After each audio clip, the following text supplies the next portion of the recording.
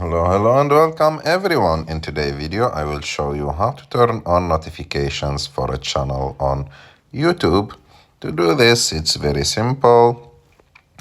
You have just to go to YouTube and to activate that option. When you activate it, you will get notifications for every video that will be posted from that channel. So for example, let's take the example of that channel. Let's click on subscribe. We are subscribed for that channel. And of course, you can't turn on notifications if you are not subscribed to a channel. And after that, we go and click on subscribe.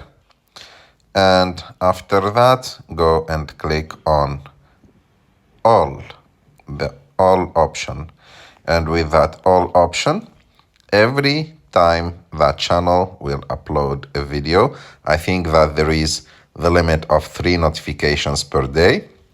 You will get notifications that that channel uploaded a video.